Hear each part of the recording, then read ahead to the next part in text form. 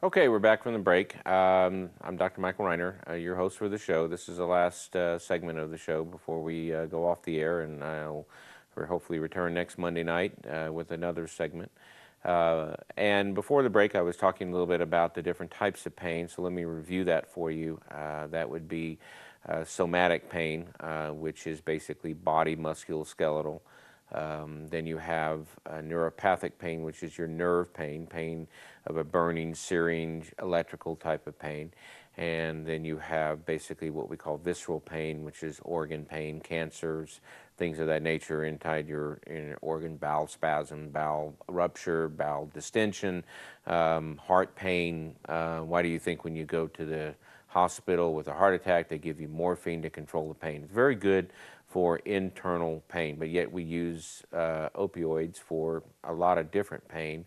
And there's also what they call mixed pain syndromes, where you have a combination of those two. And a degenerative disc disease is a great example of a mixed pain syndrome, meaning you have neuropathic pain from the nerve being irritated, so you have electrical pain going down your leg, and then you have basically degenerative disc disease, which is causing you pain in your back and soreness and stiffness. So that is a combination pain. But methadone, pain is kind of like an electrical circuit, and your spinal column, as the pain ascends up into your brain, it can reroute itself. I know a lot of people saw the movie Terminator, and I know there's in that one scene where something happens and you can see him rerouting his power through a different segment.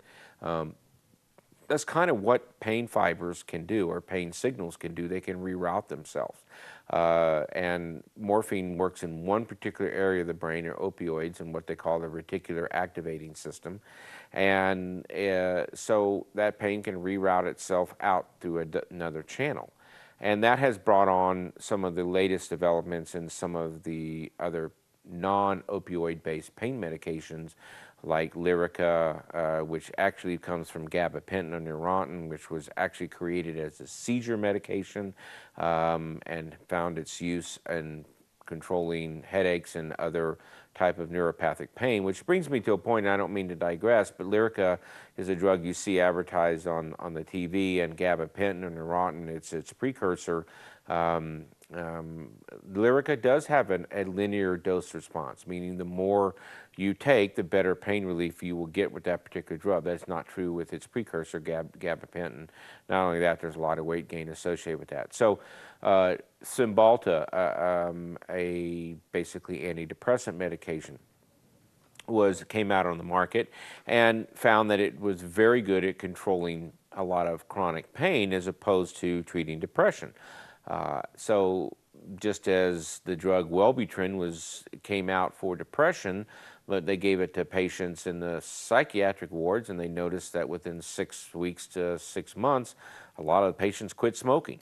So therefore, they remarketed it under the name Zyban to give it to people who wanted to help quit smoking. And there you lie, Chantix, and all the medications that come out of that. So again, getting back to methadone, methadone is like a universal umbrella. It pretty much knocks out just about every electrical signal for pain.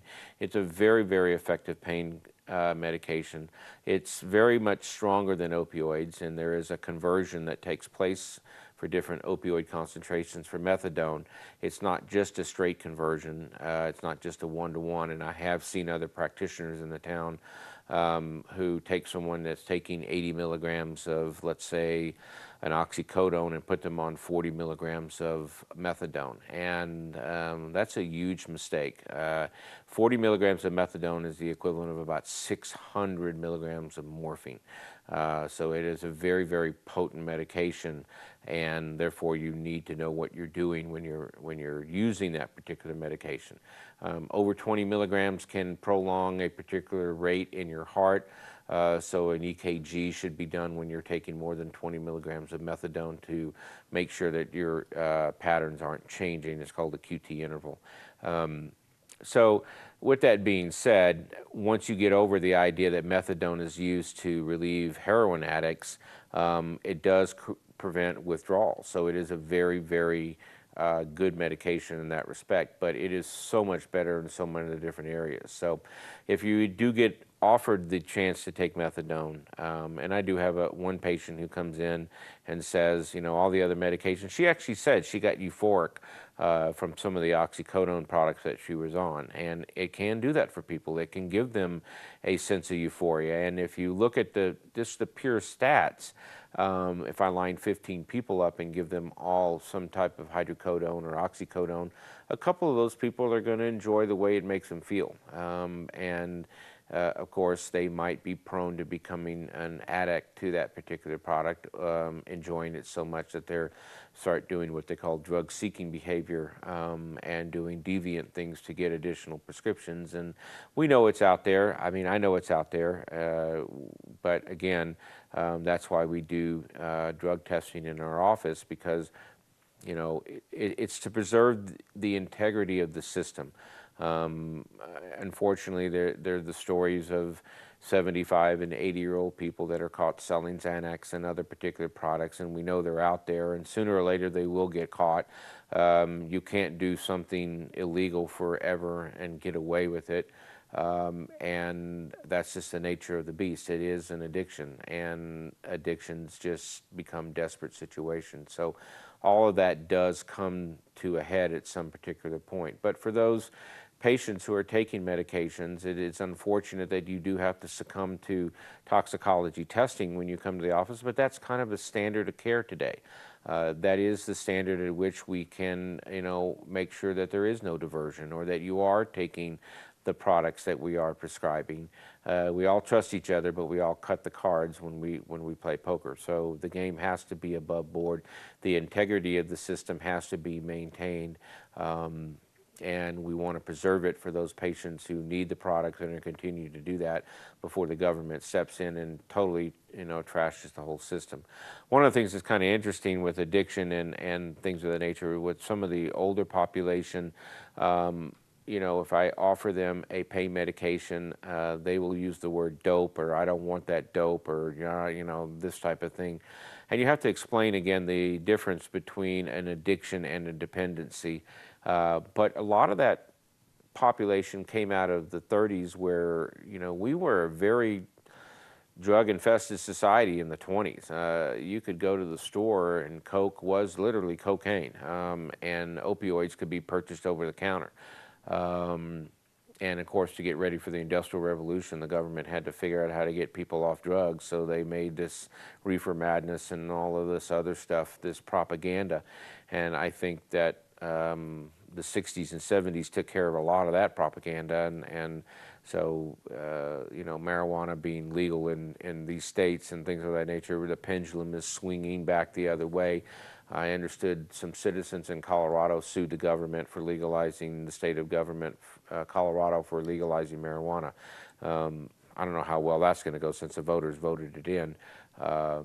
So, and then they're finding ways to tax it. And I always believe that if you're basically have a drug problem, such as in Denmark or all those other things, it's basically a non sequitur. I mean, you go down, you get your drugs, you pay your fees or whatever it is you're going to do, and leave the public alone. Those people that are taking medication for pain need to be able to take their medication for pain.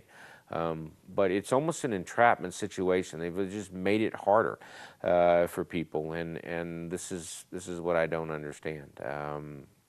I don't think marijuana should be legalized, but I think if you have a situation that warrants the use of marijuana, it should be up to providers like me and other doctors to analyze that situation and use their best judgment and use what's best for you to be able to take that particular product. I don't stand in judgment of you if that's what gives you relief and what allows you to be productive and living life on life's terms.